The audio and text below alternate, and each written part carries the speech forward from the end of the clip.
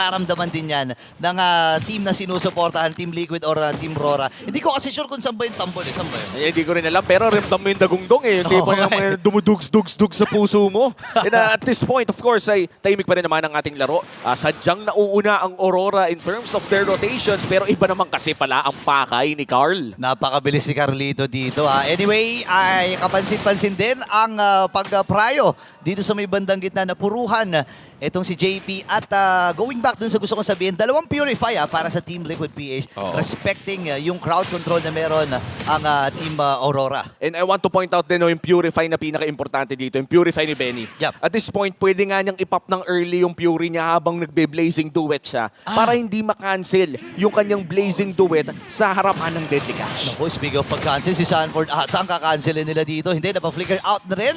Pero magandang information ito para sa Aurora. Kulang ang kit ng Team Liquid PH pagsimula ng unang turtle na laban. At napaka-importante pa naman ng XP laner kapag first turtle ang usapan dahil usually sila ang may access sa mga malalaking abilidad. Pero dahil nga wala ang kanyang flicker, mukhang kailangan munang rethink ng approach ang TLPH dito. Oo nga, no? Pero si Sanji ay nandun. Medyo delikado yung pwesto niya. Level 3 lang si Sanji dito. Tumama yung stun. And ayun! NJ! Demon Kite with that first turtle habang yung patingin nandun na. Deadly Cash, sino kaya ang madededs? Wala iba kundi itong si Sanford. Grabe din talaga yung combo ng isang glorious pathway with the Deadly Catch. Ito yung tipo na malagkit yung dagat, men. Malagkit na nga yung dagat, may mga pating pa. At si Sanji still looking for the Eternal Guard, level 3 pa lamang. At mukhang ini-invade na agad ng Aurora ng maaga pa lang. Ang plano sana kasi ng Team Liquid doon ay magpa-level 4 doon sa may top lane. Kaya lang ang problema, nagsisimula na yung turtle. So, ang naging responde ng Team Liquid ay samahan na at i-check, no, para doon sa vision ng unang turtle. Pero kailangan mag-move forward dito ng Team Liquid PH. Again, Carlito, hindi pa naman siya nadededs dito. So, importante ang damage na nabibigay ng isang Nolan mamaya. Kamunti ka na nga siya mamatay kanina. No? Napakagandang save lamang mula sa Sansan Duo. Nakita ko yung paglalapag ng mga skills ni Sanji doon. Paurong na doon sa Nolan. Kumbaga, pag ang choice ng Aurora doon, either chase the Nolan at masaktan kayo o si Sanford na lang. But look at this. Benny Cutie burning the blazing duet ng maaga para lamang makalamang sa farm. Ayan na, iiwan na niya sa lane si Doming. Do-double lane na rin ata dito si Benny Cutie. Remember, Claude ang isa sa mga pinakamabibilis na hero sa gold lane na mag-double lane. Diba? Dahil nga doon sa kanyang BMI, and yun na nga ang ginagawa dito ng Team Liquid. Vexana pa. Vexana pa ang kasama mo. Napakabilis ka mag-clear niya, no? At tamo, kakakita pa lang ng mga minion sa baba ay mukhang kailangan makakabalik na agad siya. Isang minion lamang ang nawala. May ganyan pa. May crab pa. Grabe, sulit na sulit ang ikot. Naku, sulit din ata dun sa may bandang ibaba. Pero napa-primal rat na itong si Sanford. Yung attempt ng dalawang members dito ng Aurora sa itaas ay hindi naging matagumpay. At may mga ultis din sila na nagamit, Kumbaga, hindi man naging matagumpay dahil hindi sila nakakuha ng kill. Napauwi naman nila. At si Benny Cutie, quick BMI back to safety. And this is what we see in the gold lane. No? Talagang hindi sila nagkakahiya ang magbatuhan ng skills. Yun lang. No? Pero kasi alam ni Benny na lugi siya doon pag nakazaman force. No? And ang power spike kasi niya ni Jim pero Purify na gamit na rito ni Sanji. Habang nailapag na rin yung Eternal Guard. Pasok din si Sanford doon. Habang nandito si JP, makakatakas nga ba siya with the sliver of health? Grabe. Hindi pa rin dahil si JP mapapatumba. Dalawa kagad ang nakuha ng Aurora. September pa lang pero parang New Year na. Ang daming nagsitalunan sa laban na yon. At Turtle ay mapupunta sa kamay ng Aurora. At si Benny Cutie, delikado. Ay, nakatakas si Benny Cutie doon. Pero nakakuha ng kill ang Team Liquid PH. 3-4-1. Pero may Lord, Turtle rather, na nasama dito sa Team Aurora. And Aurora right now, control over the early game. Alam nilang Claude yung katapat nila at hindi masyadong masakit ito ng early game pa lamang compared to a Harith. Talagang lamang talaga in terms of damage ang Aurora at talagang napepwestohan pa nila with Rene J. And I would say, si Tigreal, isa sa mga picks to watch out for kung si Rene J ang usapan. Dalawa nga na implosion niya doon pero nandun yung fracture. Kayang saluhin, may recalls pa from Doming. Grabing recall yun, napapasigaw ang Auroras. Ayun eh, parang the showmanship. Alam niyang mamamatay dapat siya kung tumama yung fracture na yun. And mind you, tama naman yung pwesto eh. Sakto. Yung fracture gitnang gitna, pero talagang hinintay lang. Sinide step lang talaga. That was a good micro decision coming in from Doming. Pero mena, ang mga nagre-recall kay Carl TZ, medyo nag-iinit yan si Carl kapag ganyan. Oo, nakita na natin baka ilang beses. Actually, isa sa mga buhay na patunay yung rivalry ni Demon Kite Oo. at ni Carlito na sabi na pagpahinga daw, di ba? Oh, wait lang, walang pahingaan ata dito kasi si Edward ang sasalubungin ni JP. Nandun yung pokes from you eh. Purple Wolf lamang ang magiging punta rin ni Carlito at magiging matagumpay yun. And so far, Aurora pa rin ang lamang. It's a 2K gold lead at mukhang magkakaroon ng trade-off. No, hindi nga trade-off eh. Wala. Dalawang tore ang mukhang tutulakin ng Aurora. Isa sa baba at isa din sa taas. At napakabilis niyan dahil pain yan eh. Oo nga, ganda ng space na naibigay din ni Edward doon sa may top lane. At ngayon si Renny J, ang putira niya ata, napapurify na si Sanji dito. Wow! Implosion, pero sakto! Sakto yung deadly grasp. Para lang mabaliw itong mga members ng Aurora. Akala mo, kinilig eh. Una nanginig, tas tumalon, parang Onyx lang kahapon. Oo nga, may talunan talaga. Pero implosion na gamit ng dito ng Renny J. Dalawang nahuli. Habang Minowan's Fury naman. Ang pagsagot dito ng Team Liquid PH Carlito ay makakuha ng isa. Habang si Edward. Edward kailangan na rin tumakas. Pero doon normalize mula dito kay Sanford. Habang si Carlito ay mamamatay. Turtle buhay pa rin. Sanford versus 3. Kailangan niya mamatras dito. Retribution na gamit na. Pero si Demon Kite pa rin ang magtatagumpay. Nice turtle take mula sa Aurora pero Benny Cutie naghahanap na ng dugo. Hindi tatama ang Deathly Laban Grasp. sila. Ayan na, Deathly Catch ay inalabas na rin. At ayan na, Aurora nakapag-disengage. Sobrang deadly naman. No? Napakaraming deadly dito sa Oo, laban na to. May Deadly Catch, may Deadly Grasp. Ano pa ba? Sobrang deadly. Pero kung papansinin mo, low scoring game to ha. Kung ikukumpara natin sa mga games na nadaanan ng Team Liquid PH at Team Aurora, and nakikita na nga natin, no, Benny Cutie with that Demon Hunter Sword, para nga naman matunaw. Ang kukulat kasi ng mga heroes dito ng Aurora eh. Kahit ba sabihin natin si Edward at Renny J yung pinakamakunat dito, yung si Demon Kite kasi with this build, sabihin na natin masakit, yes. Pero yung build din kasi niya, may mga pa-chepi-cheping HP. Sabihin natin, War Axe, may HP yan. Ang Endless Battle, may HP din yan. Kumbaga parang yung mga damage items na binibuild kay Bane ay hindi lamang damage lang ang binibigay. Yeah, alam na alam yan ng mga nagko-comment dyan, no? Ay, sa, oo. sa MPL na live stream natin, sa Facebook, sa YouTube, sa TikTok, sa lahat na ng platforms. And yun naman yung maganda, no? Parang, alam mong, may idea na yung mga nanonood sa atin. Kung paano mag-ML, tumatalino na. Every season, tumatalino yung mga audience. Diba? Parang nung season 7, sabihin natin kapag may sinabi kang mga terms, medyo hindi pa nila magigets. Pero ngayon, magsabi ka ng pangalan ng mga bush sa mapa, minsan mas alam pa nila kaysa sa atin. Alam na nila. Even nga yung mga skill names, no? Alam na rin nila. And yun yung maganda. And ang laki ng tulong talaga, no? Na i-expose, no? Yung mga viewers natin sa mga contents din na naibibigay. Even to mga players na to, nagko-content din yan, nag-i-stream din yung mga si Carlito. Sobrang lala mag-stream niya, no? Batak na batak mag-stream yan. At pati yung mga ibang players natin, kung kahit nga walang webcam maririnig nyo lang yung mga insight. Natuto nga ako bigla mag-Grak XP nung napanood ko yung isang mga live stream ni Flap. Talaga? At yan, former TZ brother ni Carl. Pero ngayon, no, dito sa TLPH, ay wala naman siyang kapwa TZ. Ang kasama niya dito ay isang cutie na si Benny na nakakapag-farm naman sa baba. Yan yung mga surname dati na nauso, no? Mga TZ, Cutie, Forever, Oh My, ang dami na, no? Tsaka yung may mga bandit pa. yung liga ng mga no. Si Chakno, si Sagitno, Conceal. Wait lang, still play. Habang pasok ata dito, implosion, isa lang nahuli. Kaya lang nandun din yung Eternal Guard na pangbawi dito ni Sanji. Talo na muna with that ultimate habang si Sanji nakakuha ng isang kill. Habang nandun din si Doming nakakuha ng isa at yung patingay na ilapag. Saan po din kailangan na tumakas pero normal hits lang ang binibigay niya. Ayun, no? At na-reset yung Lord na ito.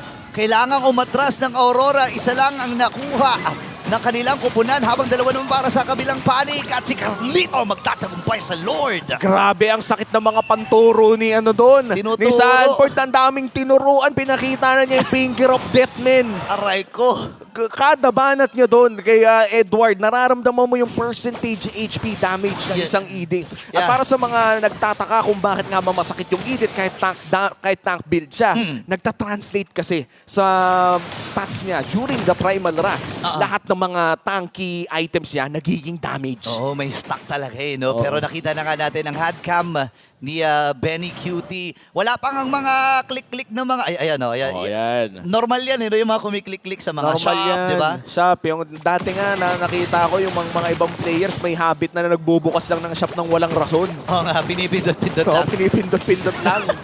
Nagtaka ako pero yung pala, tinetrain nila yung pag-buy and sell ng mabilis. Renny J sa likod. Nag-conceal na siya dito.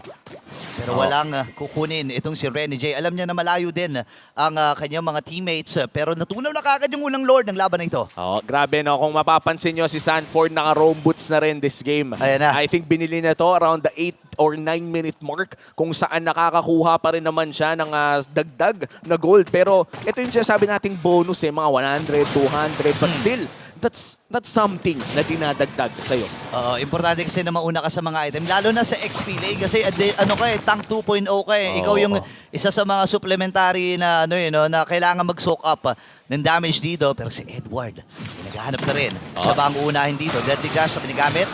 Pero kalat-kalat ang Aurora.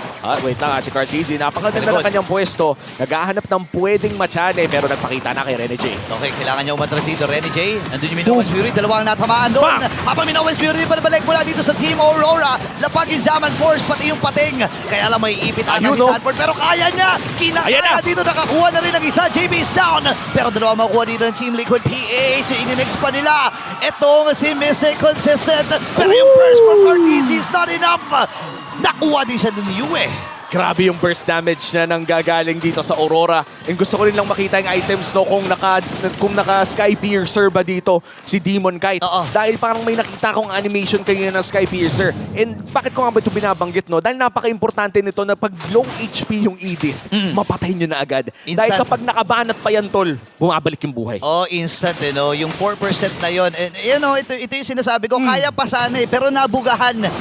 Nabugahan dito ni Yue. And Carl TC, dinride din naman niyang burst kaya lang hindi pa rin talaga ganun kasapat yung damage niya.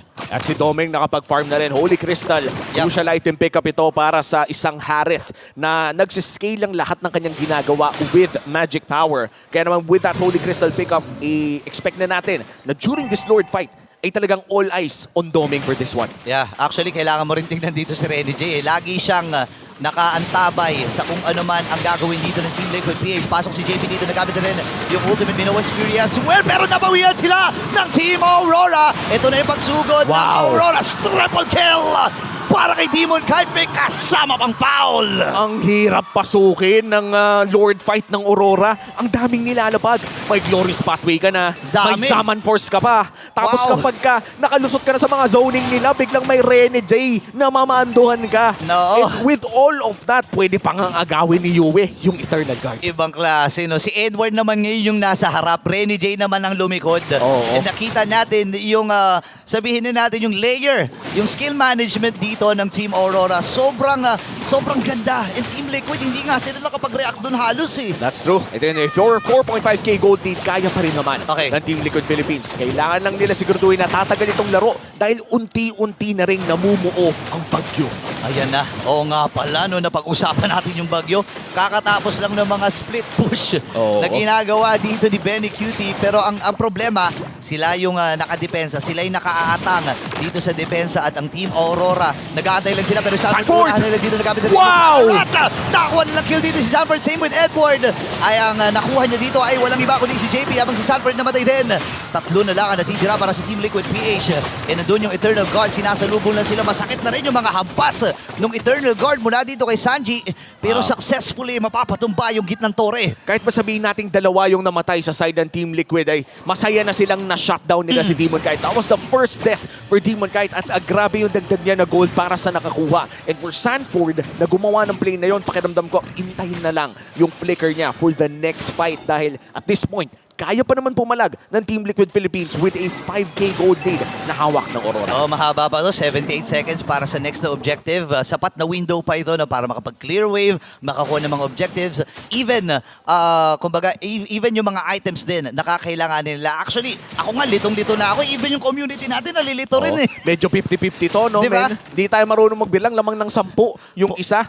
Pero at this point, 50-50 pa rin naman ang laban na to. Lamang ang Aurora ngayon dahil ito yung power spike nila. Yeah. Kumbaga, ito na yung peak ng Bane. Pero tandaan natin sa late game, kapag nagbanatan ang isang Benny Cutie at Doming without the Summon Force, ay hindi kayang sumabay ng isang Harit. So, kailangan pumili ng pwesto ang Aurora the moment na pumunta tayo ng late game. Yeah, so ibig mong sabihin kung para maipanalo to ng Team Liquid, kailangan nilang piliin din yung mga team fights na kanilang That's lalaroan dito. And kung ikaw naman ng Team Aurora, hindi mo na kailangang maghanap pa ng team fight. No? Oo. Ang next na objective nyo kasi, magkita-kita dun sa Lord. And kapag ganun ang sitwasyon, masasabi ko na may malaking kalamangan ang That's Team true. Aurora dito. Dahil hindi na nga kailangang antayin si Benny Cutie na kung saan siya gagawa. Kasi kusang papasok yan, di ba? Usang papasok at napakahirap talagang pasukin na Aurora. Especially now na may immortality pa si Rene J. Kahit mamatay yan sa harap, the moment na makapasok kayo sa likod, nakaset up na yan eh. The Revitalize is there for Edward. Glorious Pathway nandyan din. So 2 choices ngayon para sa Team Liquid Philippines. Either trade for the big objective o mag-hero na lang. Siguro at this point, kung gagawa nila ng punto na mag-steal, kailangan gawa ng path si Carl Dizzy. Ayun na nga, no? si Rene J ay nakita na nila half health 20k ang buhay ng Lord na ito, knock up. Pero kailangan lang munang hawakan to ng Team Liquid PH. Ano kaya magiging entry? No more Earth Shatter, Yue, chumicheck bush. Pero makakabalik naman sa mid lane. Mukhang sinasayaw na lamang ng Aurora ang Lord na to. Papatagalin nila to. Ang ganda ng flow dun sa may bottom lane. Oo. At nandun na yung conceal. Rene J naghahanap na magiging target na dun yung Oh, potion. wow! Masyadong malayo itong si Carlito. At ngayon, siya ata mapupuruan na gamit na rin yung Eternal Guard. Habang si Sanford nakapatay din. Courtesy of Aurora. At halunan muna sila kahit wala pang bagong taon. Napa-Winter's Crown na rin itong si Yue. Benny! 4 na members sa mamamatay at wipeout para sa Aurora. At ito na nga ata ang pagtatapos ng Game 1. Endable na ang call ng Aurora. Tatapusin na ang Game 1 at sila ang makakakuha nito. A decisive victory para sa Aurora. Matapos makuha ang mga Lord, tinuloy-tuloy na lang nila ang pag-push sa base ng Team Liquid Philippines. Napakagandang zone control ang ating natunghayan mula sa Aurora in Game 1. Grabe, nakita natin kung gaano din nila